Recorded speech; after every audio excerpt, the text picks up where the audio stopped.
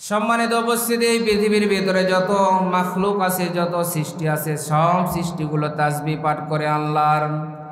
সাব্বাহা লিল্লাহি মা ফিস সামাওয়াতি ওয়া মা ফিল আরদ ওয়া হুয়াল আজিজুল হাকীম। জোরে বলেন আল্লাহু আকবার। 28 নম্বর পারা 4 নম্বর পৃষ্ঠা সূরা হাসর, 1 নম্বর আয়াত। এটা আল্লাহ পাক বলেন, এই পৃথিবীর ভিতরে এমন কোনো সৃষ্টি নাই যারা আমি আল্লাহর তাসবিহ পাঠ করে না। তার মানে এই যে যতগুলো পাখি ছিল, আতশবাজি করার দ্বারা শত শত পাখির যে জীবন গেল, তারা যে তাসবিহ পাঠ আমার আল্লাহর করতেছিল, তারা যে তাসবিহ পাঠে বিঘ্নিত হলো, এই বিচারও কিন্তু আমার আল্লাহর দরবারে হবে। অবশ্যই আপনাকে জবাব দেওয়া লাগবে। এই আতশবাজি করতে গিয়ে একটা বিল্ডিংয়ে আগুন লেগেছে, আপনারা মোবাইলে দেখেননি, টিভিতেও খবর দিয়েছে। সুতরাং এটার দ্বারা কিন্তু দুনিয়াতেও ক্ষতি, আখিরাতেও ক্ষতি। আতশবাজি করেছে, এর দ্বারা কয়েকজন মানুষের একজন মেয়ে মানুষ কিন্তু ওখানে হার্ট স্ট্রোক করে মারাও গিয়েছে। সম্মানিত উপস্থিতি, এই জন্য কোনো গুনাহের কাজের সাথে আমরা নেই। যেখানেই ভালো কাজ হবে সেখানেই আমরা থাকবো ইনশাআল্লাহ। আল্লাহ তাআলা সকলকে কবুল করুন, সবাই বলেন আমিন। সম্মানিত উপস্থিতি, আমরা কোরআন শোনার জন্য এসেছি, কারণ এই কোরআনুল কারীম আল্লাহ তাআলা কিন্তু প্রায় 1450 বছর আগে নাজিল করেছে। 1450 বছর আগে আমার আল্লাহ কোরআন নাজিল করলো, কিন্তু এই কোরআনটা কিন্তু 1450 বছর আগে আল্লাহ তাআলা কিন্তু তৈরি করেনি। পৃথিবী সৃষ্টির প্রায় 50,000 বছর আগে আমার আল্লাহ এই কোরআনকে এই উম্মতের জন্য রেডি করে রেখেছিলেন। সুবহানাল্লাহ বলবেন না?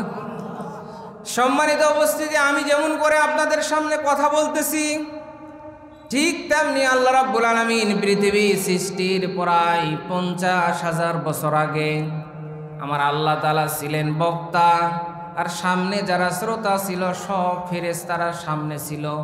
আর আমার আল্লাহ কুদরতি জবান দিয়ে, কুদরতি কণ্ঠ দিয়ে তেলাওয়াত করতেছিলেন। তাহা মা আনজালনা আলাইকাল কুরআনা লিতাশকা। জোরে বলেন আল্লাহু আকবার। কোরআনুল কারীমের 20 নম্বর সূরা, সূরা তাহা। ফেরেশতাদের সামনে আমার আল্লাহ তাআলা নিজে কুদরতি কণ্ঠ দিয়ে, জবান দিয়ে তেলাওয়াত করেছিলেন। ফেরেশতারা শোনার পরে বলেছিল, আল্লাহ এত সুন্দর কিতাব, এত সুন্দর কথাগুলো যেই উম্মতের উপরে নাজিল করবেন, ওই উম্মতরা না জানি কত ভাগ্যবান উম্মত। সুবহানাল্লাহ বলবেন না? ফেরেশতারা আফসোস করেছিল, আল্লাহ ওই জাতি কত ভাগ্যবান যাদের উপরে এই কোরআনুল কারীমকে আপনি নাজিল করবেন। ওই মানুষ কত ভাগ্যবান যেই মানুষের অন্তরের ভিতরে কোরআনকে ধারণ করা হবে। সম্মানিত উপস্থিতি, ফেরেশতারা আফসোস করেছিল, আর এই কোরআনুল কারীমকে আমার আল্লাহ রাব্বুল আলামিন ভালোবেসে আমাদের উপরে দিয়েছেন। এই জন্য বলেন তো আপনারা খুশি না বেজার? আর একটু ধীরে বলেন, খুশি না বেজার? সম্মানিত উপস্থিতি, এই জন্য আমরা কোরআনের পক্ষে থাকবো ইনশাআল্লাহ। সম্মানিত উপস্থিতি, যারা কোরআনের পক্ষে থাকবে তাদের দামকে আল্লাহ রাব্বুল আলামিন বাড়িয়ে দিবেন। কারণ এই পৃথিবীর ভিতরে এমন কোনো কিতাব নাই, এমন কোনো বই নাই যে বইগুলো তেলাওয়াত করলে, পাঠ করলে, পড়তে খরবে খরবে সওয়াব হয়। বলেন আছে? বলেন।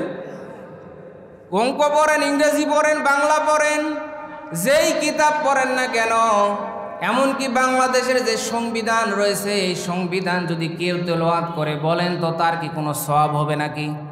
অথচ আল্লাহ রাব্বুল আলামিন আমাদের জন্য যে সংবিধান দিলেন, আমাদের জন্য যে কিতাব দিলেন, এই কিতাবগুলো কেউ যদি তেলাওয়াত করে তাহলে তার আমল নামার ভিতরে সওয়াব হতেই থাকবে, সওয়াব লিখতেই থাকবে। সম্মানিত উপস্থিতি, এই কোরআনুল কারীমের পক্ষে যারা থাকবে, আল্লাহ রাব্বুল আলামিন তাদের দাম মানকে দুনিয়ার ভিতরে বাড়ায় দিবেন। বলেন সুবহানাল্লাহ। সম্মানিত উপস্থিতি, এই পৃথিবীর ভিতরে যত শিক্ষা রয়েছে, রাসূল সাল্লাল্লাহু আলাইহি সাল্লাম বলেন, খায়রুকুম মান তাআল্লামাল কুরআনা ওয়া আল্লামা। তোমাদের ভিতরে সর্বোত্তম ওই ব্যক্তি যে নিজে কোরআন শিক্ষা করে এবং অপরকে শিক্ষা দেয়। কোন কোন বর্ণনা এসেছে ওই ব্যক্তি উত্তম যে ব্যক্তি কোরআন শিক্ষার কাজে সহযোগিতা করে। সুবহানাল্লাহ বলবেন না? সম্মানিত উপস্থিতি, আমরা এই তিন শ্রেণীর ভিতরে থাকব। শিক্ষা করব, শিক্ষা দিব, অথবা শিক্ষা দেওয়ার কাজে আমরা সহযোগিতা করব। এই যে কোরআনের মাদ্রাসা বলেন তো, এখানে কোরআনের শিক্ষা দেওয়া হয় কি হয় না? আর একটু ধীরে বলেন, হয় কি হয় না? রাসূল সাল্লাল্লাহু আলাইহি সাল্লাম বলেন, ইন্নাল্লাযী লাইসা ফি জাওফিহি শাইউম মিনাল কুরআনি কাল বাইতিল খরিব। রাসূল সাল্লাল্লাহু আলাইহি সাল্লাম বলেন, যে অন্তরের ভিতরে কোরআন নেই, কোরআনের শিক্ষা নেই, ওই ঘরটা উজাড় ঘরের মতো, শূন্য ঘরের মতো। যেই ঘরের ভিতরে কেউ থাকে না, মানুষ থাকে না, ওই ঘরের ভিতরে কিন্তু বিভিন্ন পোকামাকড়, মাকড়সা, বিভিন্ন বিচ্ছু, বিভিন্ন জংলার জন্ম হয়। কথা বলেন? ঠিক তেমনি যেই অন্তরের ভিতরে কোরআন থাকে না, যেই দিলের ভিতরে কোরআনের শিক্ষা থাকে না, ওই অন্তরের ভিতরে শয়তান বাসা বাঁধে। যে অন্তরের ভিতরে শয়তান থাকবে, বলেন তো শয়তান কি নামাজে নিয়ে যাবে? আরে কথা বলেন না কেন? শয়তান তো নামাজে নিয়ে যাবে না, ওই শয়তান আরো গানের আসরে নিয়ে যাবে, অন্যায় দিকে নিয়ে যাবে। যারা কোরআনের বিরোধিতা করে তাদের কাছেই কিন্তু শয়তান নিয়ে যাবে। কথা বলেন ঠিক কিনা? সম্মানিত উপস্থিতি, এই জন্য কোরআনের পক্ষে কারা কারা থাকবেন? আল্লাহকে দুই হাত তুলে দেখায় দেন। কি থাকবেন তো সবাই? না 200 টাকা আর এক প্যাকেট বিড়ি কি? আল্লাহ তাআলা সকলকে এটা একটু দূরে রাখেন, কোরআনের পক্ষে থাকার তৌফিক দান করেন। সবাই বলেন আমিন, আর একটু জোরে বলেন আমিন। সম্মানিত উপস্থিতি, আগেই বলেছি সময় বড় অল্প, করা যাবে না প্রাণ খুলে কোরআন হাদিসের গল্প, ভূমিকা ছাড়া সরাসরি আলোচনায় চলে যাচ্ছি। আমি আপনাদের সামনে যেই সূরা তেলাওয়াত করেছি, বলেন তো সূরার নাম কি? সূরাতুল ফাতিহা। সূরা ফাতিহা তেলাওয়াত করলাম না প্রথমে? সম্মানিত উপস্থিতি, এখানে যত মানুষ আছেন, যতগুলো মানুষ রয়েছেন, বলেন তো এখানে সূরাতুল ফাতিহা মুখস্থ নাই কার? কার হাত তোলেন তো দেখি। এখানে যত মানুষ আছেন যারা কোরআন পড়া জানেন আর জানেন না, এমনকি যারা মুসলমান না হিন্দু, তারাও কিন্তু সূরা ফাতিহা জানে। কথা বলেন ঠিক কি না? তারাও কিন্তু সূরা ফাতিহা জানে, শুনতে শুনতে মুখস্থ হয়ে গেছে। আল্লাহ রাব্বুল আলামিন কোরআনুল কারীমের ভিতরে সর্বপ্রথম যতগুলো সূরা নাজিল করেছেন, যতগুলো আয়াত দিয়েছেন, সর্বপ্রথম পূর্ণাঙ্গ নাজিলকৃত সূরার নাম হচ্ছে সূরাতুল ফাতিহা। সর্বপ্রথম আল্লাহ তাআলা সূরা আলাকের প্রথম 5 আয়াত নাজিল করেছে, কিন্তু 5 আয়াত আল্লাহ রাব্বুল আলামিন সর্বপ্রথম পূর্ণাঙ্গ যেই সূরা নাজিল করেছেন, সেই সূরার নাম হচ্ছে সূরাতুল ফাতিহা।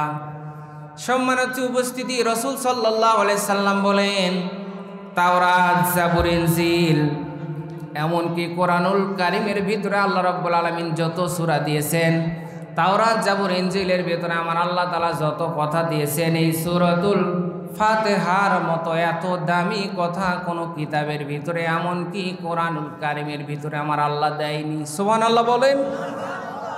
আল্লাহ পাক এত দামি কথা দিয়েছেন। আল্লাহ রাসূল সাল্লাল্লাহু আলাইহি সাল্লামকে আল্লাহ তাআলা ভালোবেসে স্পেশালভাবে নিজেই সূরাতুল ফাতিহা আমার আল্লাহ তাআলা দান করেছেন। আল্লাহ নবী এবং হযরতে জিবরাইল আলাইহিস সালাম বসা ছিলেন। এমন সময় আকাশের ভিতরে একটা আওয়াজ হলো।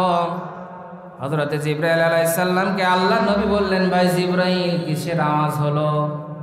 আল্লাহ রাসূল সাল্লাল্লাহু আলাইহি সাল্লামকে জিবরাইল আলাইহিস সালাম বললেন, ইয়া রাসূলুল্লাহ, আল্লাহ পাক আপনাকে ভালোবেসে সূরাতুল ফাতিহা দিলেন, এই সূরাতুল ফাতিহা নামের দরজাকে ওপেন করা হলো, খুলে দেওয়া হলো। সুবহানাল্লাহ বলে। সম্মানিত উপস্থিতি, এই সূরাতুল ফাতিহা ছাড়া বলেন তো নামাজ হবে? জোরে বলেন। প্রত্যেক রাকাত নামাজে কিন্তু সূরাতুল ফাতিহা পড়া হয়। আর এই সূরাতুল ফাতিহা হচ্ছে ওয়েলকাম লেটারের মতো।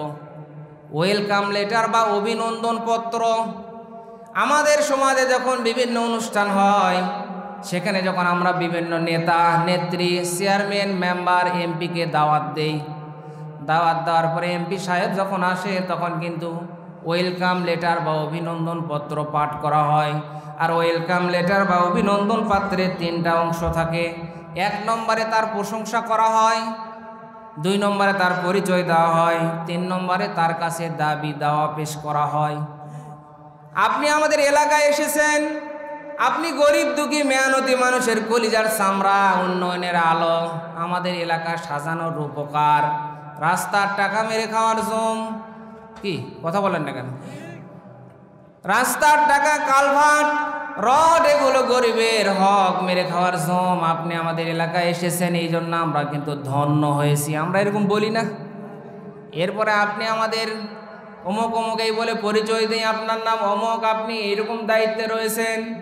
প্রশংসা করার পরে, তার পরিচয় দেওয়ার পরে তখন নেতা বলে, এত প্রশংসা করলেন, বলেন তো আপনাদের লক্ষণ কি?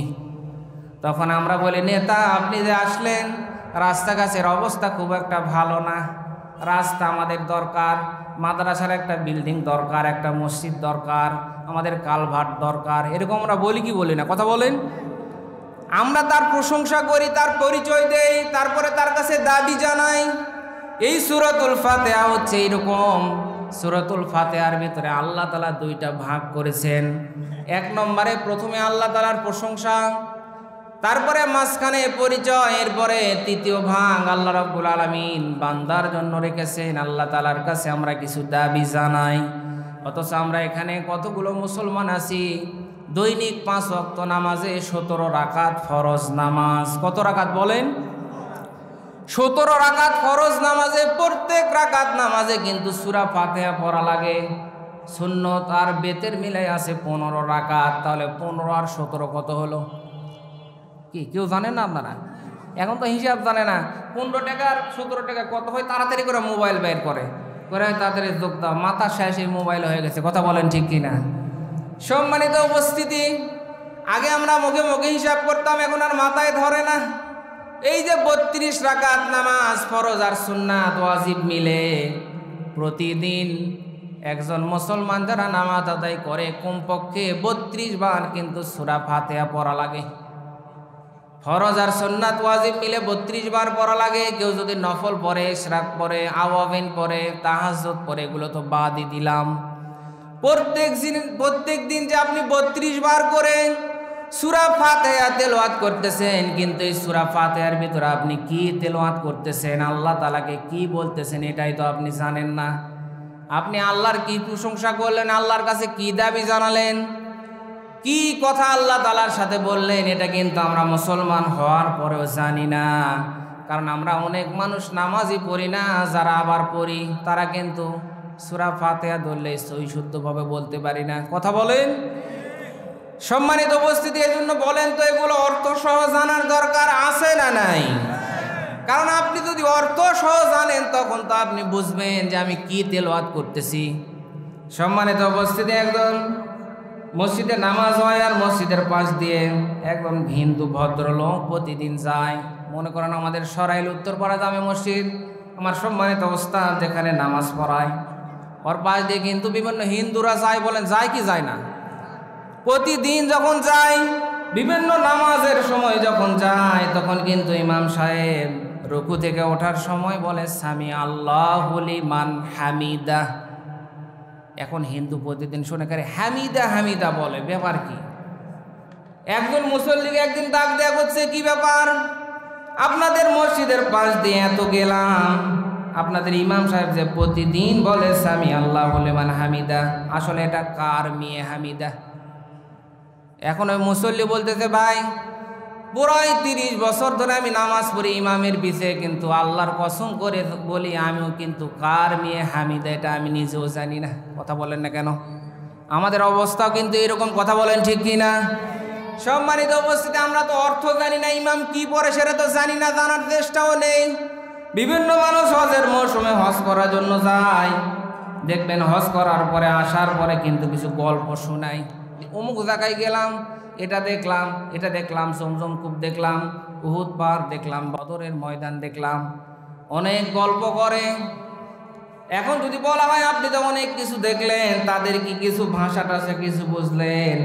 তখন বলে আমি তো কিছুই বুঝিনি, তবে 2টা জিনিস খালি বাংলা দিয়ে আর সব আরবি দিয়ে। বল 2টা জিনিস কি বাংলা দিয়ে? কয় আজান আর সূরা ফাতিহা।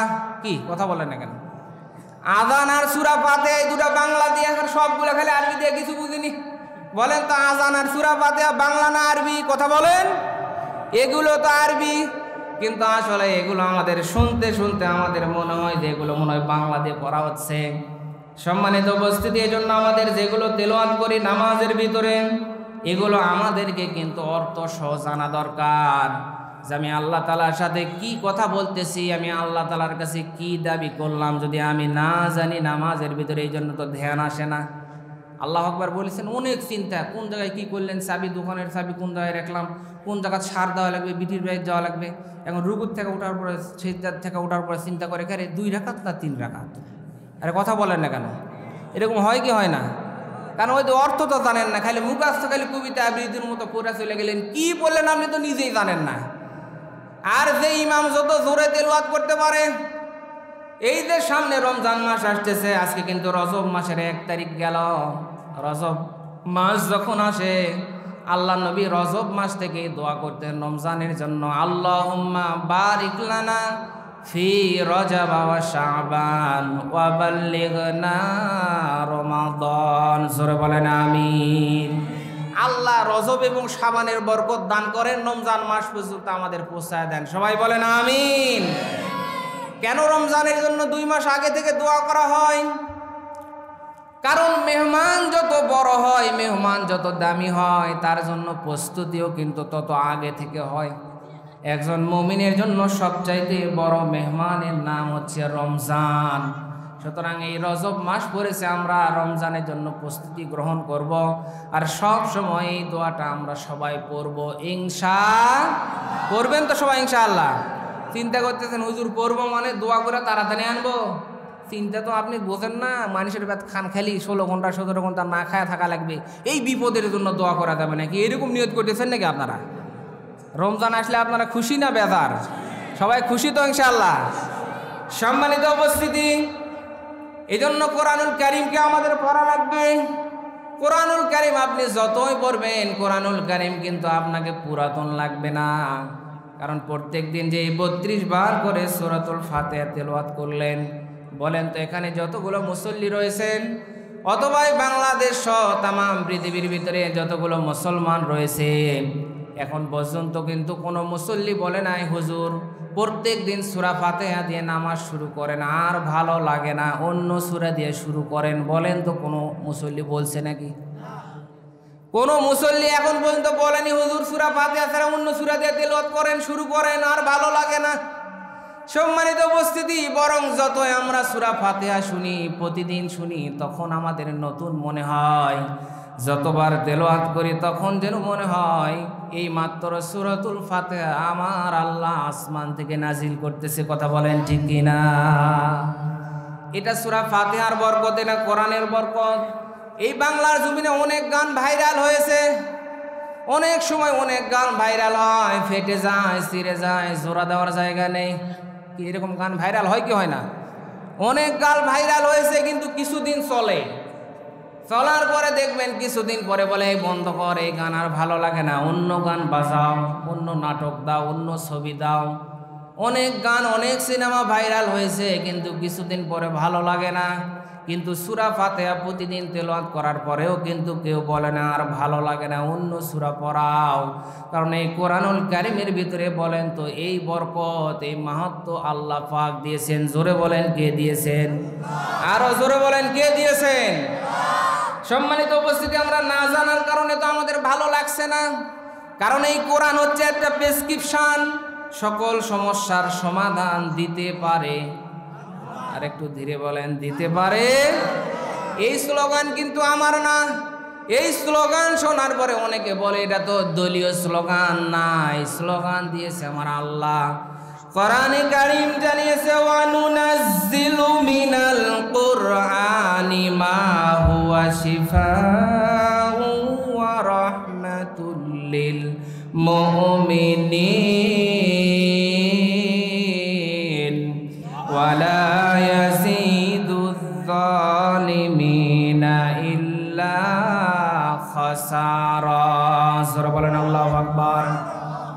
15 নম্বর পারা 9 নম্বর পৃষ্ঠা সূরা বানী ইসরাঈল 82 নম্বর আয়াত। এটা আল্লাহ পাক পাক বলেন ওয়ানুনাজ্জিলু মিনাল কুরআনি মা হুয়া শিফাউন ওয়া রাহমাতুল লিল মুমিনিন। আল্লাহ পাক বলেন আমি অবতীর্ণ করেছি কোরআন যা বিশ্বাসীদের জন্য সুচিকিৎসা, সকল সমস্যার সমাধান।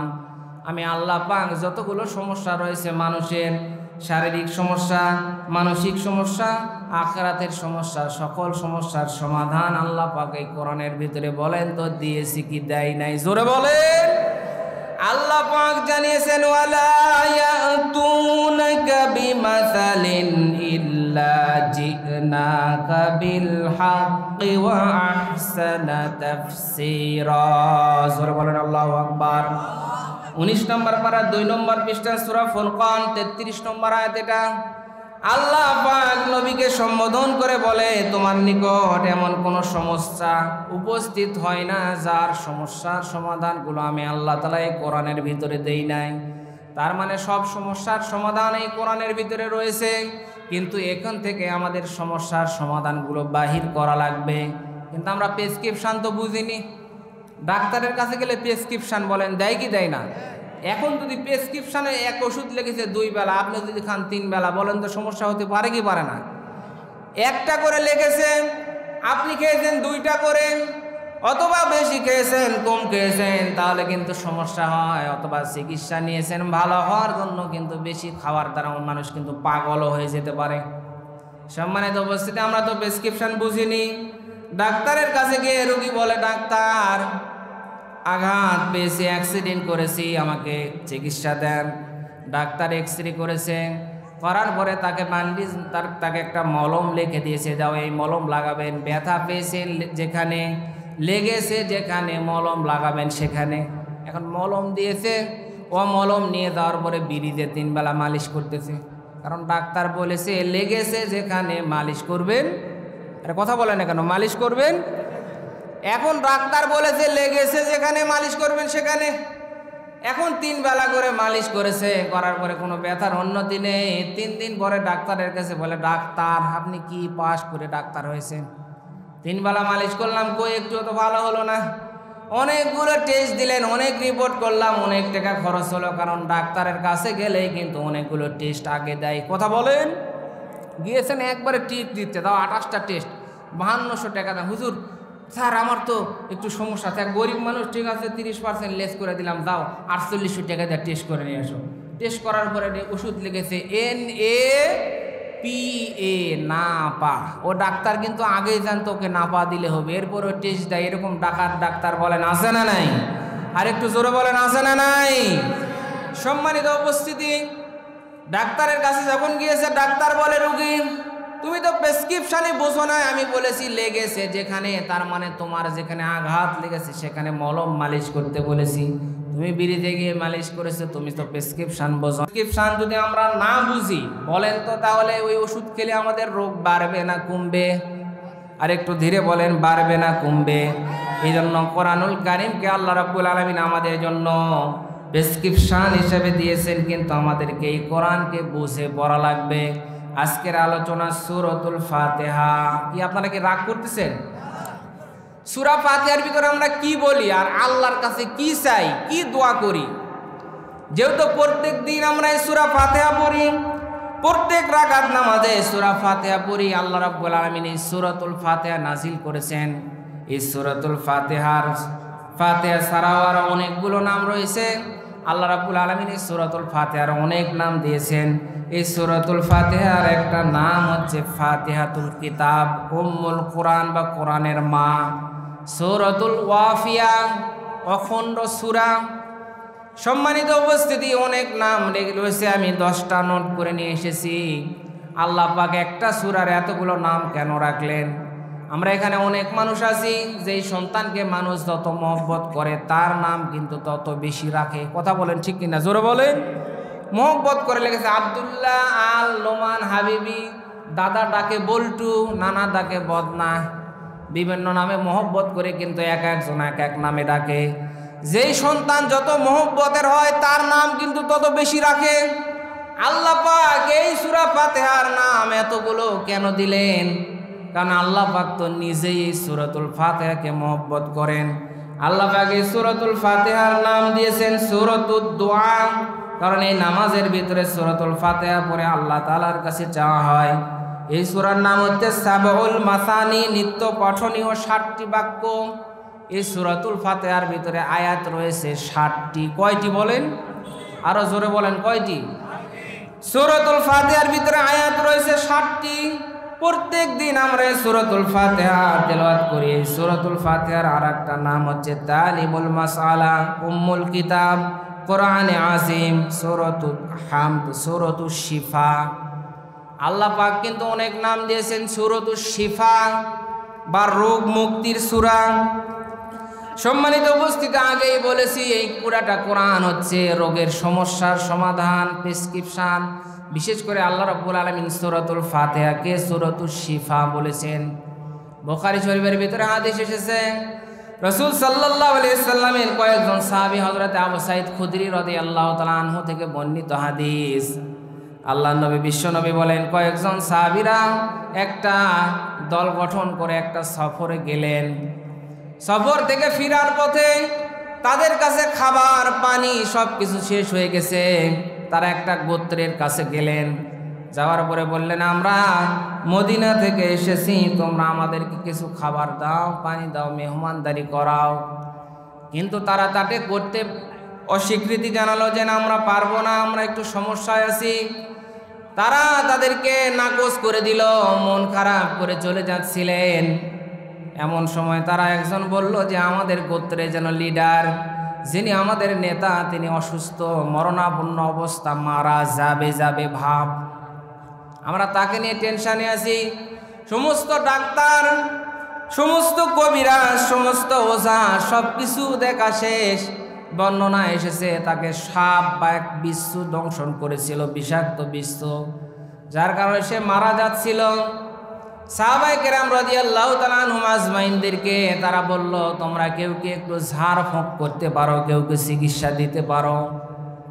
একজন সাহাবী ডাক দিয়ে বললেন, হ্যাঁ আমরা পারি, তবে শর্ত হচ্ছে তোমরা আমাদেরকে খাবার দিতে, মেহমানদারি করাতে অস্বীকৃতি জানিয়েছ। আমি তোমাদের এই নেতার চিকিৎসা করব, যদি ভালো হয়ে যায় তাহলে আমাদেরকে ভিজিট দেওয়া লাগবে। কি দেওয়া লাগবে বলেন? ভিজিট দেওয়া লাগবে। কি ভিজিট?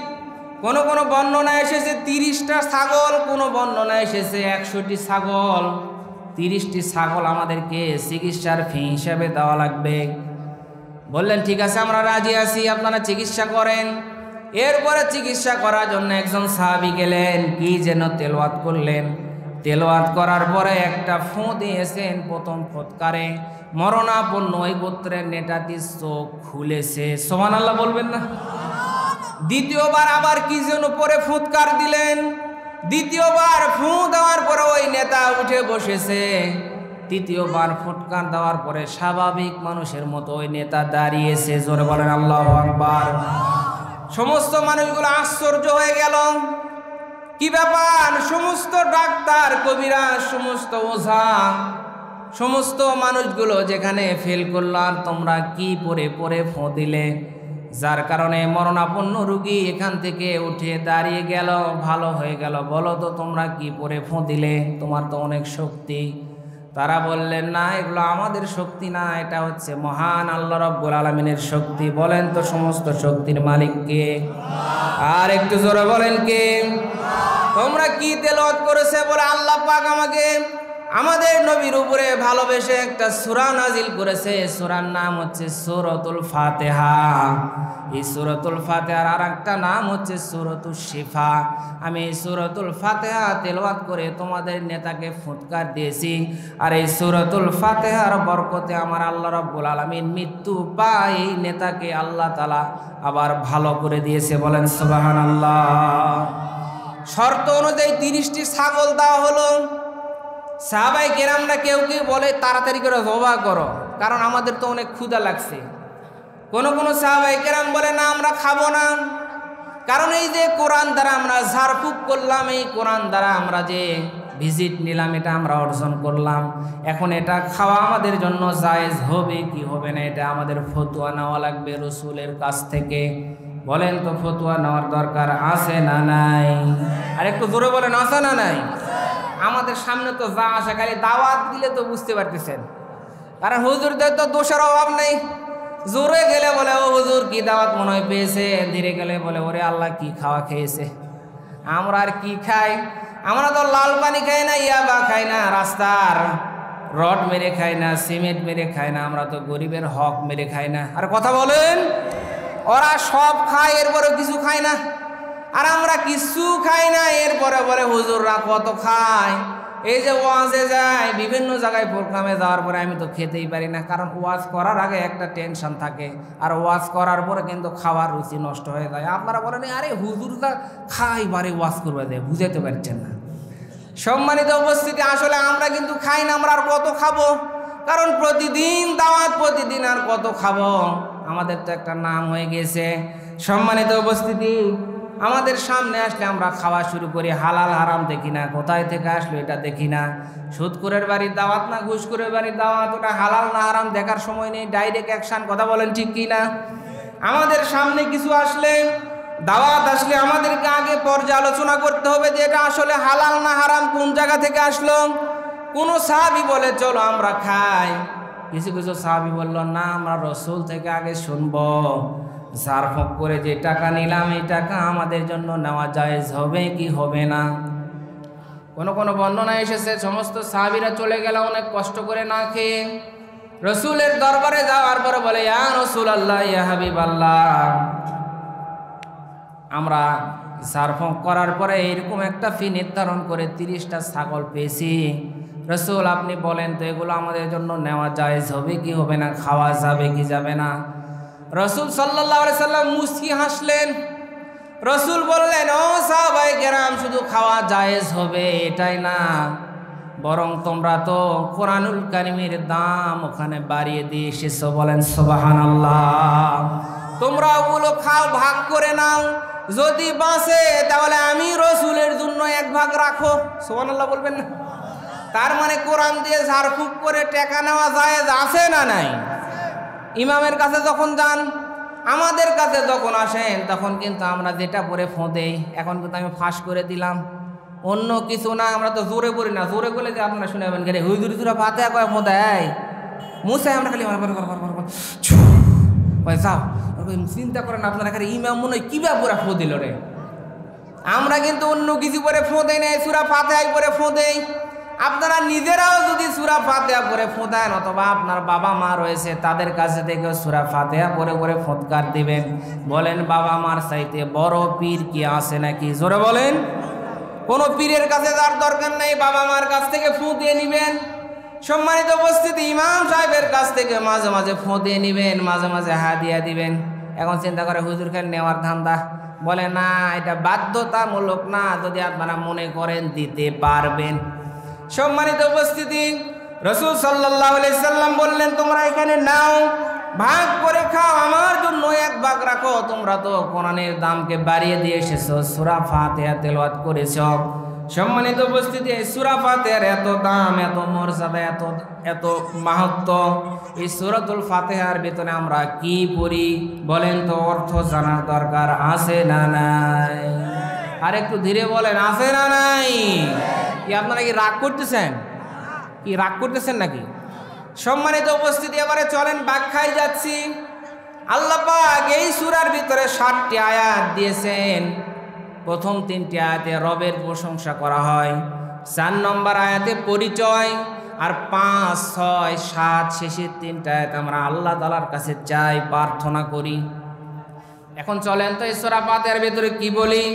সর্বপ্রথম আমরা সূরা ফাতিহার ভিতরে তেলাওয়াত করি, সবাই আমার সঙ্গে পড়ুন, আলহামদুলিল্লাহি রাব্বিল আলামিন। আমরা বলি সকল প্রশংসা জগৎ সমূহের প্রতিপালক মহান আল্লাহ তাআলার জন্য। বলেন তো জগৎ সমূহের প্রতিপালকের নাম কি? আর একটু জোরে বলেন কি? সম্মানিত উপস্থিতি, এটা শুধু এই জগৎ না, আল্লাহ পাক আলামিন দিয়েছেন। এই পৃথিবী ছাড়া অনেক জগৎ রয়েছে, যেই জগৎগুলোকে আমরা দেখি না। সৌরজগৎ রয়েছে, উদ্ভিদ জগৎ, প্রাণী জগৎ, এই যে আমরা যে জগৎগুলো দেখি আর যেগুলো দেখি না, সব জগতের মালিক একজন, বলেন তো তিনার নাম কি? আর জোরে বলেন তিনার নাম কি? আল্লাহ পাক বলেন রব্বিল আলামিন, রবের প্রশংসা। রবকে, রবের ব্যাখ্যা সহজ করে সংক্ষিপ্ত সময়ের ভিতরে বলে যায়। রবের ব্যাখ্যা হচ্ছে রব তিনি যার যেটা যখন যতটুকু প্রয়োজন চাওয়ার আগে যিনি বান্দার পূরণ করে তিনি হচ্ছেন আমাদের আল্লাহ।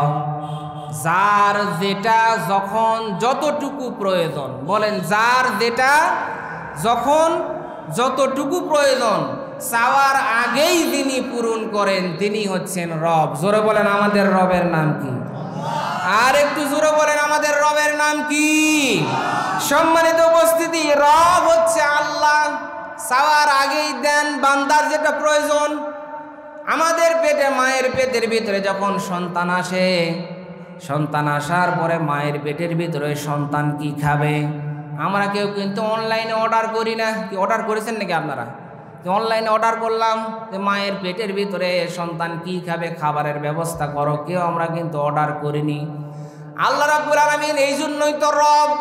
বান্দার ওই জায়গায় খাবারের প্রয়োজন, এই জন্য আল্লাহ রাব্বুল আলামিন মায়ের নাভির সাথে সন্তানের নাভির কানেকশন ঘটায়া মায়ের পেটের ভিতরে আল্লাহ রাব্বুল আলামিন খাবারের ব্যবস্থা করেছেন। এই জন্যই তিনি তো আমাদের রব।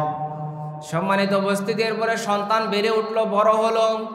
এরপরে সন্তান যখন ভূমিষ্ঠ হলো, সন্তানের একটা লাইন দিয়ে খাবারের ব্যবস্থা করা হয়েছিল, এটা কেটে দেওয়া হলো। সন্তান চিন্তা করে, আল্লাহ মায়ের পেটের ভিতরে একটা লাইন আমার সাথে সংযুক্ত ছিল, যেটা দিয়ে আমি খেতাম। এই দুনিয়ার ভিতরে আমার পাঠিয়ে দিলেন, এখন তো আমি কি দিয়ে খাবো? আল্লাহ পাক বললেন, বান্দা তোমার টেনশন করার দরকার না, আমি তো তোমার রব।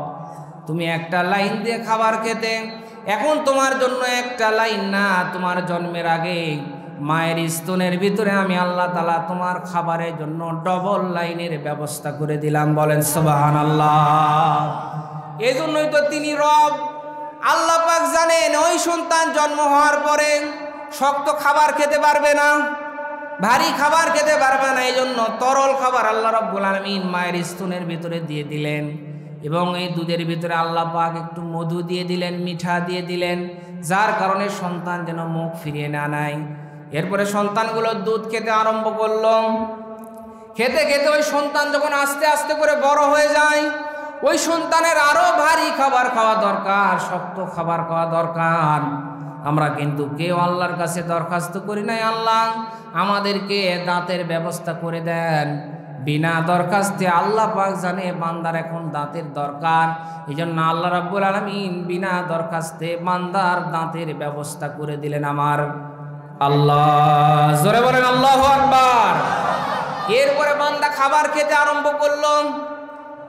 আস্তে আস্তে করে বান্দা যখন বড় হয়ে গেল, এরপরে এই দাঁত দিয়ে হবে না, আরো শক্ত দাঁত দরকার, ক্যালসিয়াম যুক্ত খাবার খাওয়া দরকার।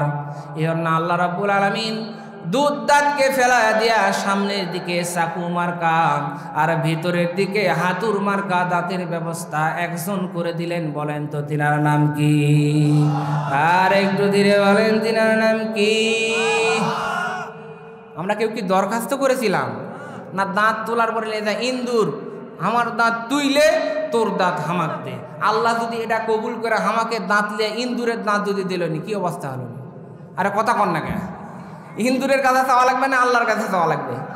আল্লাহ কয়, বান্দা আমি তো রব, ইঁদুরের কাছে চাইছো, আমি আল্লাহ যদি ওই দোয়া কবুল করা ইঁদুরের এই ছোট দাঁতগুলো যদি তোকে দিয়ে দিতাম, তাহলে তো তুই দামি দামি খাবার খেতে পারতি না। আমি আল্লাহ পাক জানি তোর জন্য ভারী দাঁত, শক্ত দাঁত দরকার। আল্লাহ পাক সামনের দিকে চাকু মার্কা দাঁত মানে ওটা দিয়ে কাটবেন, আর হাতুর মার্কা দাঁত মানে ওটা দিয়ে আপনি শক্ত খাবারগুলো চাবিয়ে চাবিয়ে খাবেন। এরপরে আল্লাহ রাব্বুল আলামিন আমাদের জন্য দুনিয়ার ভিতরে আসার পরে অক্সিজেন দরকার।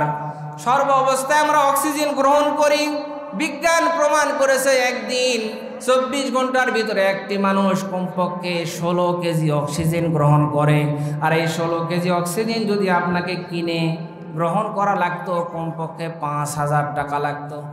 তাহলে দিনে যদি 5000 হয়, মাসে কত বলেন? 1.5 লাখ, মাসে কত জোরে বলেন? 1.5 লাখ টাকা খালি অক্সিজেন বাবদ দেওয়া লাগতো। বলেন তো আমরা কেউ কি কিনে ব্যবহার করতে পারতাম? জোরে বলেন। আল্লাহ পাক এই জন্য অক্সিজেনকে অ্যাভেলেবল করে দিলেন, মানুষের জন্য সব জায়গায় দিয়ে দিলেন, যাতে করে গরিব দুঃখী বড়লোক সব মানুষগুলো যেন গ্রহণ করতে পারে। পানির প্রয়োজনীয়তা বেশি, আল্লাহ রাব্বুল আলামিন পানিকে সহজসাধ্য করে দিলেন, যাতে করে সব জায়গার ভিতরে মানুষ পানি পায়। এই যে সন্দ্বীপে প্রোগ্রামে গেলাম, ওইদিকে কিন্তু অনেক বেশি বসানো লাগে, কারণ যদিও সাগর কিন্তু লোনা পানি, এই জন্য অনেক বেশি পোতা লাগে। এই দিয়ে দিনাজপুরে প্রোগ্রামে গেলাম, ওখানে দেখি ছোটো ছোটো এরকম, মানে আগেকার কি বলেন, ছোট পাইপ, যেগুলো চিকুন পাইপ, ভর দিতে দেরি পানি উঠতে দেরি নাই। বলেন পানি দেয় কে? জোরে বলেন। সম্মানিত উপস্থিতি, পানিকে আল্লাহ তাআলা সহজ করে দিলেন, কারণ এই পানির প্রয়োজনীয়তা বান্দার বেশি। যেই জিনিসের যত প্রয়োজন আল্লাহ রাব্বুল আলামিন সেটাকে তত বেশি দিয়ে দিয়েছেন। প্রতিদিন আমরা 173 টন আলো ব্যবহার করি, আর এই সূর্যটা জ্বলাতে আল্লাহ পাকের 30,000 কোটি ফরেনহাইট বিদ্যুৎ খরচ করা লাগে। আল্লাহ পাক এগুলোকে আল্লাহ তাআলা আমাদের জন্য ফ্রি করে দিলেন, অ্যাভেলেবল করে দিলেন। কারণ আল্লাহ পাক কেন আমাদের জন্য দিলেন? কারণ তিনি হচ্ছেন আমাদের রব। জোরে বলেন আমাদের রবকে। আর একটু জোরে বলেন আমাদের রবকে। আল্লাহ পাক তো আমাদের রব। ওই রবের প্রশংসা, ওই রবের শুকরিয়া, ওই রবের প্রশংসা যদি আদায় করেন, তাহলে আল্লাহ পাকের লাভ না? বলেন তো আমাদের লাভ। কারণ তাম পৃথিবীর মানুষ মিলে যদি শুকরিয়া আদায় না করি, বলেন আল্লাহর কোনো লস আছে? আর তাম পৃথিবীর মানুষ মিলে যদি শুকরিয়া আদায় করি, বলেন আল্লাহর কি কোনো লাভ আছে? সম্মানিত উপস্থিতি, শুকরিয়া আদায় করলে আমাদের লাভ হবে। কোরআনে কারীম জানিয়েছে, ওয়ালাকাদ আতাইনা লুকমানাল হিকমাতা আনিশকুরু লিল্লাহ ওয়া মান ইয়াশকুরু ফাইন্নামা ইয়াশকুরু লিনাফসি ওয়া মান কাফারা ফাইন্নাল্লাহা গানিয়্যুন হামিদ। 21 নম্বর পারার 11 নম্বর পৃষ্ঠা, সূরা লোকমান 12 নম্বর আয়াত। এটা আল্লাহ পাক বললেন, লোকমানকে যখন আমি হিকমত দান করলাম, জ্ঞান দান করলাম, তখন আমি লোকমানকে বললাম, লোকমান তুমি আল্লাহর শুকরিয়া আদায় করো, কৃতজ্ঞতা প্রকাশ করো। তুমি যদি আল্লাহর শুকরিয়া আদায় করো, তাহলে তুমি তোমার নিজের মঙ্গলের জন্য, কল্যাণের জন্যই আদায় করলে। লা ইন শাকারতুম লা আযীদান্নাকুম ওয়া লা ইন কাফারতুম ইন্না আযাবি লাশাদীদ। 13 নম্বর পারার 15 নম্বর পৃষ্ঠা, সূরা ইব্রাহিম 7 নম্বর আয়াতের শেষের অংশে আছে, আল্লাহ পাক বলেন, যারা নিয়ামত পাওয়ার পরে শুকরিয়া আদায় করবে, আমি আল্লাহ তাদের নিয়ামত বাড়ায় দেব। জোরে বলেন সুবহানাল্লাহ। সম্মানিত উপস্থিতি, প্রথম আয়াতে আমরা আল্লাহর প্রশংসা করলাম। আল্লাহ পাক বলেন, বান্দা তুমি আমি আল্লাহর প্রশংসা করলে, আল্লাহ পাককে দ্বিতীয় আয়াতে আমরা বললাম আর রহমানির রহিম। সবাই একটু পড়েন না, আর রহমানির রহিম। আমরা বললাম আল্লাহ তোমার প্রশংসা, তুমি তো দয়ালু, তুমি হচ্ছেন রহিম, তুমি হচ্ছেন রহমান। আল্লাহ পাকের আমরা প্রশংসা করলাম, আল্লাহ সমস্ত প্রশংসা তোমার। এরপরে আমরা আল্লাহ রাব্বুল আলামিনকে বললাম, আল্লাহ আর রহমানির রহিম, যিনি অসীম দয়াময়, পরম করুণাময়। আল্লাহ পাক যে রহিম, আল্লাহ পাক যে রহমান, কেমন রহিম কেমন রহমান। আল্লাহ পাকের 100 ভাগ দয়ার ভিতরে আল্লাহ পাক 1 ভাগ দয়া দুনিয়ায় দিয়েছেন, আর 99 ভাগ দয়া আল্লাহ পাক নিজের কাছে রেখেছেন। সুবহানাল্লাহ বলবেন না? 1 ভাগ দয়া দিয়েছেন দুনিয়ায়, যার কারণে পিতামাতা সন্তানকে ভালোবাসে, সন্তান পিতামাতাকে ভালোবাসে, পশু পাখি তার সন্তানদেরকে মহব্বত করে, স্বামী স্ত্রীকে মহব্বত করে, স্ত্রী স্বামীকে মহব্বত করে। এই পৃথিবীর ভিতরে মানুষ একজন আরেকজনকে, পশু পাখি পিপিলিকা একজন আরেকজনকে যে মহব্বত করে, ভালোবাসে, সবগুলো কিন্তু মিলে 1 ভাগ, আর 99 ভাগ আমার আল্লাহ তাআলা তার নিজের কাছে রেখেছেন। সম্মানিত উপস্থিতি, আল্লাহ পাক হচ্ছে রহিম, আল্লাহ পাক হচ্ছে রহমান। আমরা 24 ঘন্টা গুনাহ করি, আল্লাহ রাব্বুল আলামিন কিন্তু আমাদের জন্য রহমতের দরজা 24 ঘন্টা খোলা রেখেছেন। আল্লাহ পাক বলেন, বান্দা কত গুনাহ করেছো, কত পাপ করেছো, নিরাশ হয় না। তোমার পাপ যদি হয় নদীর সমান, তাহলে আমি আল্লাহ রাব্বুল আলামিনের রহমত হচ্ছে সাগরের সমান। আর তোমার পাপ যদি হয় পাহাড়ের সমান, আমি আল্লাহর রহমত হচ্ছে আকাশের সমান বিস্তৃত। সুবহানাল্লাহ বলেন। সম্মানিত উপস্থিতি, আল্লাহ পাককে বললাম, আল্লাহ আপনি তো রহিম, আপনি তো রহমান। আল্লাহ পাককে এরপরে বললাম মালিকি ইয়াউমিদ্দিন। 3 নম্বর আয়াতে বললাম, আল্লাহ আপনি বিচার দিনের মালিক। বিচারের দিন মানে কোন দিন? কি বলেন? বিচারের দিন মানে এটা সুপ্রিম কোর্টের বিচার না, এটা হাই কোর্টের বিচার না, এটা জজ কোর্টের বিচার না, এটা হচ্ছে আসল বিচারের দিন, কিয়ামতের দিন। আল্লাহ পাককে বললাম, আল্লাহ মালিক ইয়াউমিদ্দিন, আপনি বিচারের দিনের মালিক। দুনিয়ার বিচার অনেক 9-6 হয়, দলীয় বিচার হয় বা টাকার বিচার হয়, ক্ষমতার কারণে বিচার পাল্টিয়ে যেতে পারে। আল্লাহ পাক বললেন, আল্লাহ আপনি তো আসল বিচারের দিনের মালিক। ওই বিচারের দিনে কোনো 9-6 করা হবে না, আসল বিচার কিন্তু সেই দিন হবে। বলেন হবে কি হবে না? আর একটু জোরে বলেন। আল্লাহ পাক কিয়ামতের মাঠে ডাক দিবেন, লিমানিল মুলকুল ইয়াউমা লিল্লাহিল ওয়াহিদিল কাহ্হার। সুবহানাল্লাহু আকবার। 24 নম্বর পারা 7 নম্বর পৃষ্ঠা সূরা মুমিন 16 নম্বর আয়াতের শেষের অংশে আছে। আল্লাহ পাক বলেন, কিয়ামতের মাঠে আল্লাহ পাক ডাক দিবে, কই দুনিয়ার রাজা, কই দুনিয়ার বাদশা, কই দুনিয়ার নেতা, কই? তোরা তো দুনিয়ার ভিতরে 2 দিনের ক্ষমতা পেয়ে অনেক চিল্লিয়েছিস, অনেক পাওয়ার দেখিয়েছিস, আয় আমার আল্লাহর সামনে এবারে এসে দাঁড়া। বলেন তো আল্লাহর সামনে কেউ দাঁড়াতে পারবে? জোরে বলেন। নেতা নেতৃত্ব দূরের কথা, ইমাম মসজিদ তো দূরের কথা, আল্লাহ তাআলার সামনে কোনো নবী রাসূল পর্যন্ত দাঁড়ানোর সাহস পাবে না। হযরতে মুসা আলাইহিস সালামের মতো এত পাওয়ারফুল নবী, যাকে মানে আল্লাহ তাআলা কালিমুল্লাহ উপাধি দিয়েছিলেন, আল্লাহ তাআলার সামনে আল্লাহ তাআলার সাথে কথা বলতেন, মুসা আলাইহিস সালাম আল্লাহ তাআলার সামনে দাঁড়াতে পারবে না। আল্লাহ পাককে বলবে, আল্লাহ আপনি আমার উম্মতের ব্যাপারে কি সিদ্ধান্ত নেবেন জানি না, জানতেও চাই না, আল্লাহ অন্তত আপনি আমারে বাঁচান।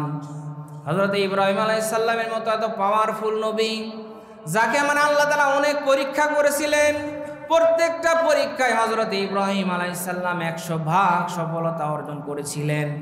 আগুনের ভিতরে যেতে বলেছেন, তাও গিয়েছেন রবের সন্তুষ্টির জন্য। সন্তানের গলায় ছুরি চালাতে বলেছে, এরপরেও চালিয়েছেন রবের সন্তুষ্টির জন্য।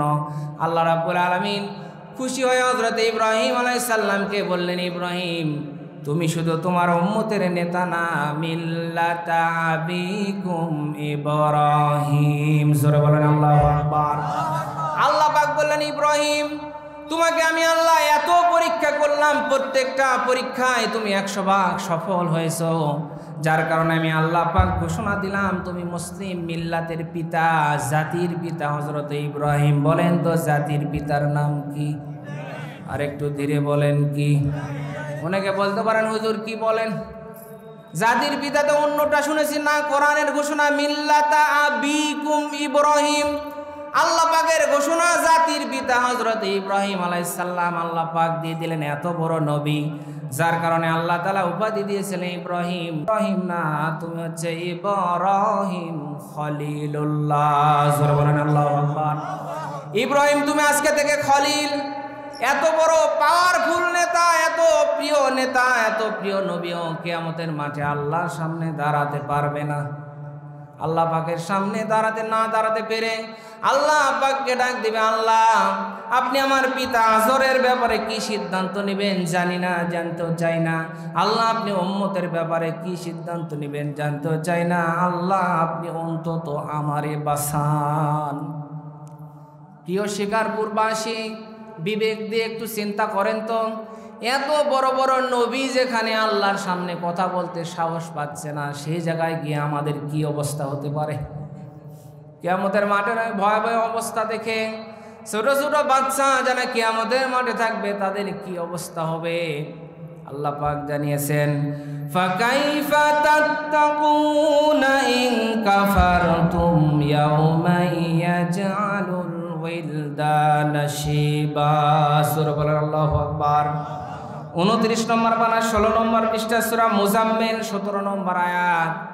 আল্লাহ পাক বলেন ছোট ছোট বাচ্চা যারা কিয়ামতের মাঠে থাকবে, কিয়ামতের মাঠের কঠিন বিভীষিকাময় অবস্থা দেখার পরে তারা নিমিষের ভিতরে বৃদ্ধ হয়ে যাবে, বুড়া হয়ে যাবে।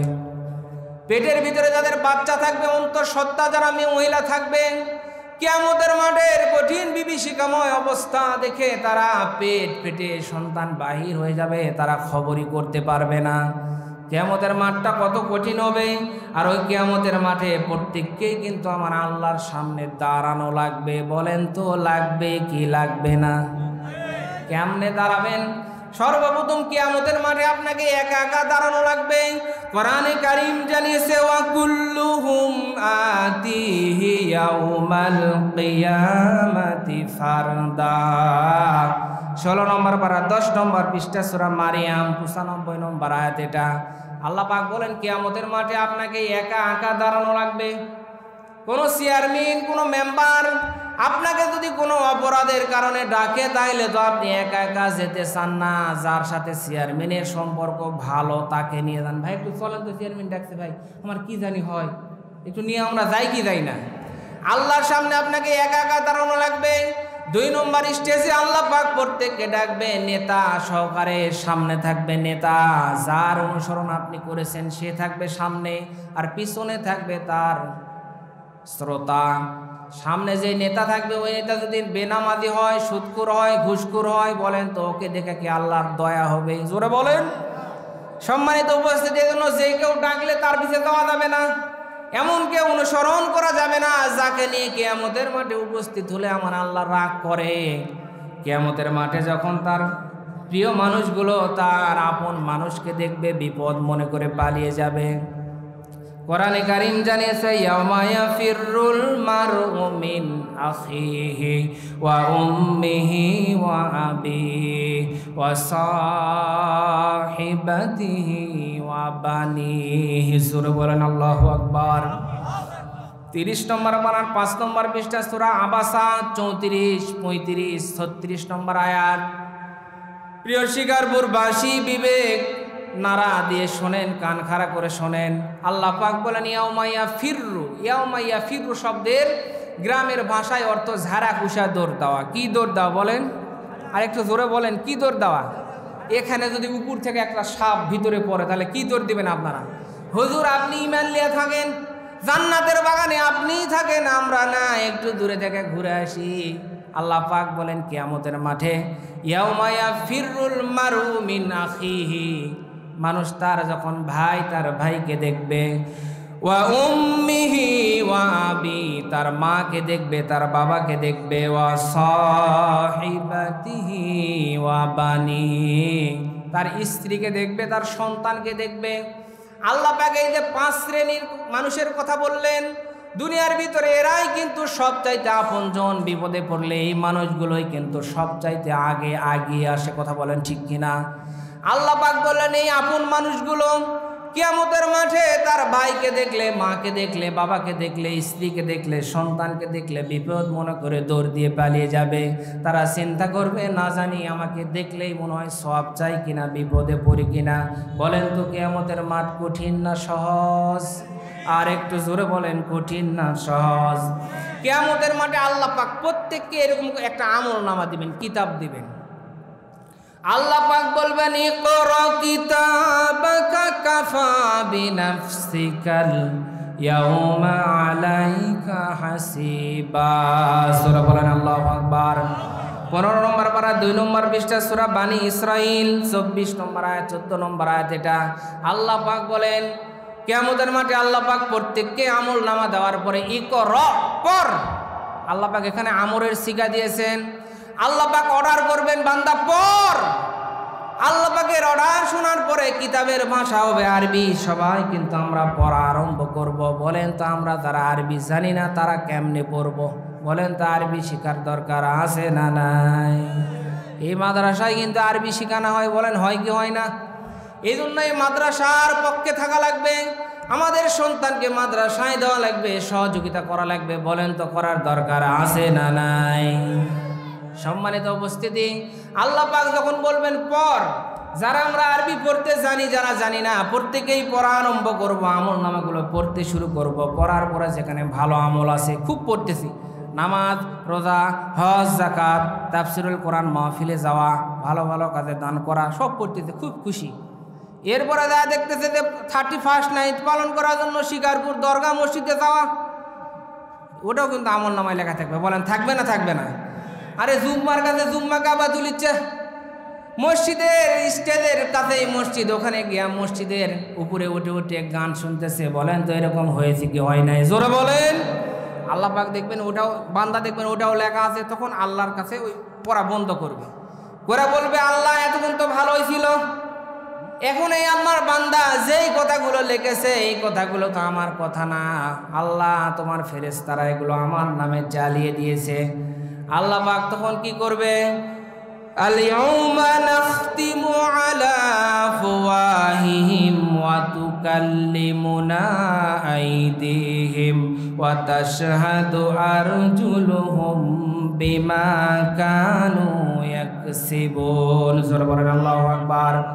23 নম্বর পারা 3 নম্বর পৃষ্ঠা, সূরা ইয়াসিন 65 নম্বর আয়াত। এটা আল্লাহ পাক তখন জবানকে বন্ধ করে দিবেন। এবারে হাত কথা বলবে, পা কথা বলবে। আমার হাত আমার পা এবার আমার বিপক্ষে সাক্ষী দিবেন। সম্মানিত উপস্থিতি, যেহেতু কিয়ামতের মাঠের বিষয় আমার না, বুঝাতে চেয়েছিলাম আমরা 3 নম্বরে বলবো মালিক ইয়াউমিদ্দিন, বিচারের দিনের মালিক। জোরে বলেন বিচারের দিনের মালিক কে? আর একটু জোরে বলেন কে? আমরা কিতাবগুলো দেখার পরে সবাই আশ্চর্য হয়ে যাবো, কে রে কি কিতাব রে? এই কিতাবের ভিতরে তো সব লেখা আছে, যা করছি তাও লেখা আছে, যা যেটা মনে করতাম না সওয়াবের ওটাও লেখা, গুনাহ লেখা, সব লেখা। তখনগুলো কিতাবগুলো দেখার পরে সবাই আশ্চর্য হয়ে বলবো মালি হাযাল কিতাব লা ইউগাদিরু সগীরাতান ওয়ালা কাবীরাতান ইল্লা আহসাহা। সূরা বলেন আল্লাহু আকবার। 15 নম্বর পারা 18 নম্বর পৃষ্ঠা, সূরা কাহাফ 49 নম্বর আয়াতের মাঝের অংশ আছে। আমরা বলবো আল্লাহ কি কিতাব? কিয়ামতের মাঠের মালিক হচ্ছে আল্লাহ। এরপরে আল্লাহ পাক বললেন বান্দা তুমি যে আমার প্রশংসা করলে, প্রথমে বললে সমস্ত প্রশংসা জগৎ সমূহের প্রতিপালক আল্লাহর জন্য, যিনি রহিম, যিনি রহমান, যিনি বিচারের দিনের মালিক। এরপরে আল্লাহ পাক আমাদেরকে বলে বান্দা তুই কে? আল্লাহ পাক এবারে পরিচয় চাচ্ছে। আগেই বলেছি প্রশংসা করলাম 3টা আয়াতে আল্লাহর, প্রথম 3টা আল্লাহর জন্য। কার জন্য বলেন? আর একটু জোরে বলেন কার জন্য? 3টা আল্লাহর জন্য। এরপরে আল্লাহ পাক যেন আমাদেরকে বলে বান্দা তুমি যে আমার প্রশংসা এত করলে, বলো তুমি কে? তখন আমরা বলি ইয়্যাকা না'বুদু ওয়া ইয়্যাকা নাস্তাঈন। আমরা আল্লাহ পাককে বলে আল্লাহ আমরা তোমার ইবাদত করি, তোমার কাছে সাহায্য চাই। আল্লাহ পাককে বলি আল্লাহ আমরা গোলাম, আল্লাহ আমরা তোমার গোলাম, আমরা তোমার গোলাম, আমরা তোমার চাকর। আল্লাহ পাককে বলি আল্লাহ আমরা চাকর, আল্লাহ আমরা যেহেতু তোমার চাকর, তোমার কাছে আমরা সাহায্য চাই। বলেন তো সাহায্য চাওয়া লাগবে কার কাছে? আর একটু জোরে বলেন কার কাছে? আমরা চাই কার কাছে? বিভিন্ন হুজুরের কাছে, দরগার কাছে, দুর্গার কাছে, মাজারের কাছে, পীরের কাছে। কথা বলেন ঠিক কিনা? কোনো পীর, কোনো ফকির মানুষের ভাগ্যের পরিবর্তন করতে পারে না। দেওয়ার মালিক একজন। বলেন তো তিনার নাম কি? আর একটু জোরে বলেন তিনার নাম কি? কারণ এখানে বাংলাদেশে 48,000 পীর সরকারি জরিপে, কয়েকটা হাতে গোনা পীর ছাড়া সবগুলো পীরের দরবার কিন্তু ভণ্ডামি চলে। কথা বলেন ঠিক কিনা? বলে পানির তলে জলে বাতি, ঝড় বাতাসে নিবে না, খাজা বাবার মুরিদ হইলে নামাজ রোজা লাগে না। জোরে বলেন নাউজুবিল্লাহ। আবার বলে কিরামান কাতিবিন, শেষ বিচারের দিন আল্লাহর দরবারে যদি করে অভিযোগ, তাইলে বলবো দুনিয়ায় ছিলাম ন্যাংটা বাবার লোক। ন্যাংটা বাবা, খাজা বাবা, তবলা বাবা, ডুঙ্গি বাবা, বদনা বাবা বলে কিয়ামতের মাঠে বাঁচা যাবে না। কিয়ামতের মাঠে বাঁচতে হলে আল্লাহর কোরআন অনুযায়ী চলা লাগবে। কথা বলেন ঠিক কিনা? সম্মানিত উপস্থিতি, আমরা আল্লাহর কাছে চাই, আল্লাহকে বললাম, আল্লাহ আমরা তোমার গোলাম, আমরা তোমার বান্দা, আল্লাহ তোমার ইবাদত করি, তোমার কাছে সাহায্য চাই। আল্লাহ পাক এবারে বললেন, বান্দা তুমি যেহেতু আমার কাছে চাও, বলো তুমি কি চাও। এবারে আল্লাহ পাকের কাছে আমরা শেষের 3টা আয়াতে চাই একটা জিনিস। জোরে বলেন কয়টা জিনিস? আরেকটু জোরে বলেন কয়টা জিনিস? আমরা 5 নম্বর আয়াত যখন তেলাওয়াত করি, আল্লাহ পাকের সাথে নামাজের ভিতরে কথা হচ্ছে। আল্লাহ পাক বলেন, বান্দা তুমি যে আমার এত প্রশংসা করলে, বল বান্দা তুমি কি চাও আমি আল্লাহর কাছে। আল্লাহ রাব্বুল আলামিনকে এবার আমরা তেলাওয়াত করে বলি, ইহদিনাস সিরাতাল মুস্তাকিম। আল্লাহ আমাদেরকে সহজ সরল পথ দেখান। আল্লাহ পাকের কাছে আমরা প্রত্যেক নামাজে, প্রত্যেক ওয়াক্তে কিন্তু আল্লাহ তাআলার কাছে দোয়া করে, আল্লাহ আমাদেরকে পথ দেখান, সহজ সরল সঠিক পথ দেখান। বলেন তো পথ দেখানোর মালিক কে? আর একটু জোরে বলেন কে? সম্মানিত উপস্থিতি, এই দুনিয়ার ভিতরে কিন্তু অনেক পথ। আপনি যদি রাস্তা যদি ঠিক না চিনেন, কিন্তু আপনার গন্তব্যে আপনি কিন্তু যেতে পারবেন না। আপনি এখানে রাস্তা বাইর হওয়ার পরে ডান দিকে একটা রাস্তা গিয়েছে, বাম দিকে একটা গিয়েছে। এখন আপনি যাবেন ইউনিয়ন পরিষদে, তাহলে বলেন তো আপনাকে যাওয়া লাগবে ডান দিকে না বাম দিকে? জোরে বলেন। এখন যদি আপনি ডান দিকে না গিয়ে বাম দিকে যান, তাহলে তো আপনি ভুল জায়গায় চলে যাবেন। ঠিক তেমনি আপনার রোড, আপনার রাস্তা যদি আপনার ঠিক না হয়, তাহলে তো আপনি জান্নাতের পথের দিকে না গিয়ে জাহান্নামের পথের দিকে চলে যাবেন। এই জন্য আল্লাহ তাআলার কাছে আমরা বলি, আল্লাহ আপনি আমাদেরকে সহজ সরল পথ দেখান। আল্লাহ পাক তখন বলে, বান্দা তুমি যে সহজ সরল পথ চাও, তোমার বক্তব্য শুনে মনে হচ্ছে তুমি তো খুব ভালো সহজ সরল পথেই রয়েছ। আল্লাহ পাককে আমরা বলি, আল্লাহ অনেক মানুষ অনেক কিছু দিয়ে ডাকে, কোরআন দিয়ে তারা আমাদেরকে ডাকে আর বলে আমাদের পথ সঠিক, আমাদের দলে আসো, আমাদের দিকে আসো, আমাদের তরিকায় আসো। বলেন বলে কি বলে না? আরে জোরে বলেন, বলে কি বলে না? আল্লাহ তাইলে যাব কোন দিকে? আমরা সাধারণ মানুষ তো বিপদে। আল্লাহ এই জন্য আমাদেরকে সঠিক সহজ সরল পথ দেখান। তখন আল্লাহ পাক বলেন, বান্দা কোন পথ চাও? আল্লাহ পাককে আমরা বলি, সিরাতাল্লাযীনা আন'আমতা আলাইহিম। আল্লাহ তাদের পথ দেখান যাদেরকে আপনি অনুগ্রহ দান করেছেন, যাদেরকে আপনি কবুল করেছেন। সুবহানাল্লাহ বলেন। আল্লাহ পাককে বলি, আল্লাহ আপনি তাদের পথ দেখান যাদেরকে আপনি অনুগ্রহ দান করেছেন, যাদেরকে আপনি কবুল করেছেন, যাদেরকে আপনি ভালোবেসেছেন। আল্লাহ পাক কাদেরকে ভালোবেসেছেন তাদের পথ আল্লাহ পাক আমাদেরকে দেখানোর কথা বলেছেন। আল্লাহ পাক 4 শ্রেণীর লোকদেরকে অনুগ্রহ দান করেছে। এই 4 শ্রেণীর লোকের অনুসরণ করা লাগবে। জোরে বলেন কয় শ্রেণী? আর একটু ধীরে বলেন কয় শ্রেণী? আর একটু ধীরে বলেন কয় শ্রেণী? সম্মানিত উপস্থিতি, 4 শ্রেণীর লোকেরা অনুগ্রহ প্রাপ্ত। কোরআনে কারীম জানিয়েছেন, ওয়া মাইয়ুতিইল্লাহা ওয়ার রাসূলা ফাউলাইকা মা'আল্লাযীনা আন'আমাল্লাহু আলাইহিম মিনান নাবিয়্যিনা ওয়াস-সিদ্দীকিনা ওয়াশ-শুহাদা'i ওয়াস-সালিহিন ওয়া হাসুনা উলাইকা রাফিকা। জোরে বলেন আল্লাহু আকবার। 5 নম্বর পারার 8 নম্বর পৃষ্ঠা সূরা নিসা 69 নম্বর আয়াত। এটা লিল্লাহি তাকবীর, প্রধান বক্তার আগমন, মাহফিলের পক্ষ থেকে লিল্লাহি তাকবীর।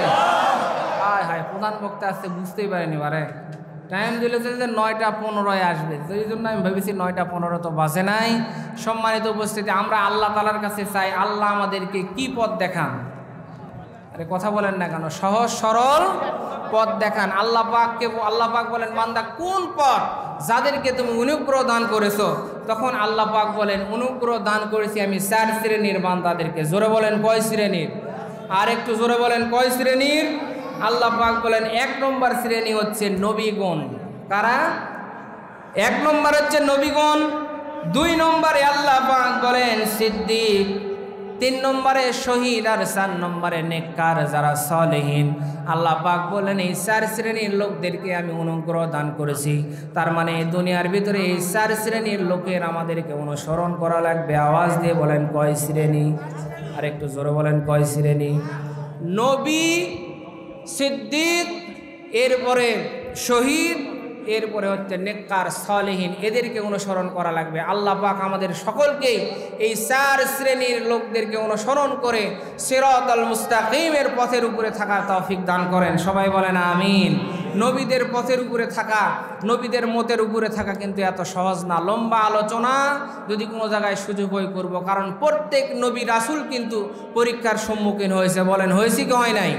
প্রত্যেক নবী রাসূলকে সেই সমাজের মানুষগুলো নির্যাতন করেছে, জেল দিয়েছে, জুলুম করেছে, অন্যায় করেছে, অবিচার করেছে। সুতরাং নবীদের পথের উপরে যদি আমরা থাকি, সত্যের পথের উপরে থাকি, তাহলে আমাদের উপরে নির্যাতন বলেন আসতে পারে কি পারে না? আরও জোরে বলেন পারে কি পারে না? সম্মানিত উপস্থিতি, নির্যাতন তখনই বন্ধ হবে, জুলুম তখনই বন্ধ হবে যখন এই বাংলাদেশ 56,000 বর্গ মাইলের দেশ কোরআন দ্বারা পরিচালিত হবে। জোরে বলেন এই কোরআন কার? বিএনপির কোরআন, আওয়ামী লীগের কোরআন, জাতীয় পার্টির কোরআন, জামাতের কোরআন। এই কোরআন কার? যারা মুসলমান তাদের এই কোরআন। কথা বলেন ঠিক কিনা? এই জন্য উদারত আহ্বান জানাচ্ছি, সর্বশেষ কথা, এই 56,000 বর্গ মাইলের দেশ অনেকেই শাসন করেছে, বাবা চালিয়েছে, আমরা দেখেছি, স্বামী চালিয়েছে দেখেছি, চাচা চালিয়েছে, বুবু চালিয়েছে, ভাবি চালিয়েছে, সবার চালানো শেষ আল কোরআনের বাংলাদেশ। কথা বলেন ঠিক কিনা? আগামীতে যেই নির্বাচন আসবে, আমি কিন্তু কোনো দলের পক্ষে বলি নাই, বলেছি কি? আমি বলেছি কোরআনের পক্ষে। বলেন কোরআনকে বিজয় করার দরকার আছে না নাই? আগামীতে যে নির্বাচন আসবে, আমরা দল মত নির্বিশেষে কোরআনের পক্ষে দাঁড়াবো। কারা কারা দাঁড়াবো? আল্লাহকে 2 হাত তুলে দেখায়। লিল্লাহে তাকবীর। হাত চলেন জোরে করে তুলেন, নামান কেন এত তাড়াতাড়ি? যদি নিয়ত থাকে যে 200 টাকার 2 প্যাকেট বিড়ি বিক্রি হয়ে যাবে, তাহলে হাত নামান, না হলে হাত একটু জোরে তোলেন। আল্লাহ তাআলা সকলকে কোরআনের পক্ষে কবুল করেন। সবাই বলেন আমিন। প্রধান আলোচককে বসে রেখে কথা বলার অভ্যাস আমার নেই, কথাগুলো ফিনিশিং দিতে একটু দেরি লাগলো। কেউ যদি কষ্ট পেয়ে থাকেন, আমি আপনাদের এলাকার সন্তান, আল্লাহর হস্তে ক্ষমা চাই, মাফ করে দিবেন। সকলে দোয়া করবেন আল্লাহ তাআলা যেন কোরআনের কথাগুলো বলিষ্ঠতার সাথে হক কথাগুলো উপস্থাপন করা তৌফিক দান করেন। সকলে বলেন আমিন। এই মাদ্রাসার ছাত্র আমি ছিলাম, এই মাদ্রাসা কিয়ামত পর্যন্ত থাক। বলেন আপনারা চান কি চান না? এই জন্য এই মাদ্রাসার